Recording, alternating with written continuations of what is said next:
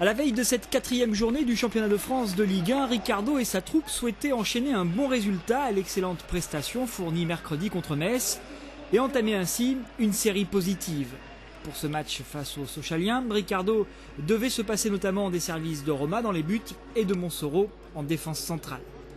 Ruffier donc pour sa première titularisation remplaçait le portier international italien. Modesto, capitaine, occupait la charnière centrale avec Bolivar dans une défense complétée par Coufré à droite et Muratori à gauche. Au milieu de terrain, dans l'axe, on retrouvait Diego Pérez, l'Uruguayen positionné devant la défense. À gauche, Kamel Meriem pour son premier match cette saison, puisqu'il s'était blessé en préparation, Lecco à droite, et dans les couloirs, Gakpé et Ménez au soutien de l'attaquant de pointe Yann Koller.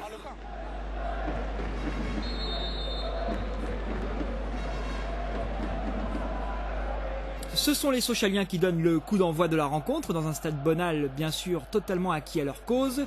Un stade dans lequel Monaco ne s'est plus imposé depuis la saison 94-95 et dans lequel l'ASM FC reste ces 2 dernières saisons sur 2 défaites.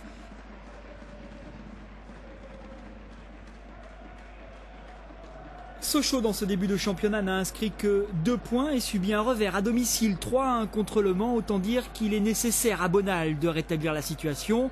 La formation est séduisante avec notamment Richert dans les buts, Dalmat et Maurice Bellé sur les côtés. Maurice Bellé, l'ex-monégasque, et 2 artilleurs devant Bircha et Dagano.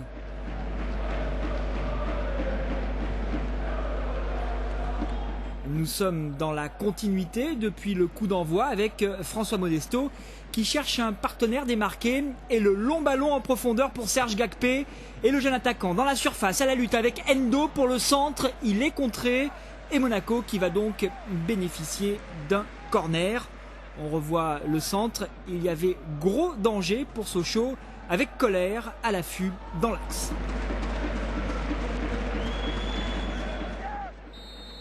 Meriem est à l'exécution du corner, un ballon côté droit, ballon sortant et Koller qui jaillit pour le but. Koller plus haut que tout le monde, forcément du haut de ses 2,02 m. On joue donc depuis un peu moins de 2 minutes et c'est déjà l'ouverture du score sur cette tête puissante du géant tchèque qui inscrit là son tout premier but de la saison.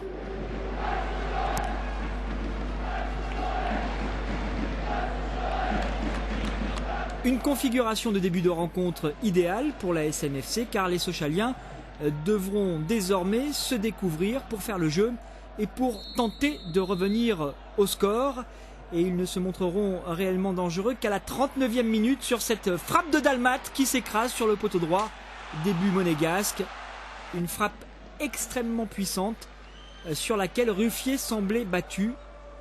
Mais les 2 formations retournent finalement au vestiaire pour la pause sur le score de 1-0 en faveur de Monaco.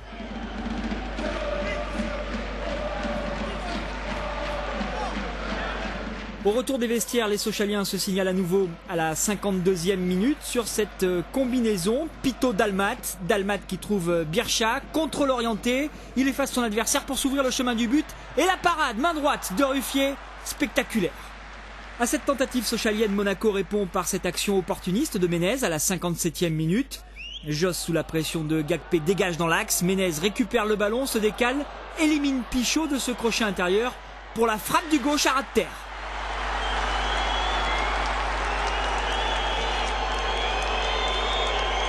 Deuxième but de l'AS Monaco Football Club, le premier cette saison pour Jérémy Ménez, ex-Sochalien.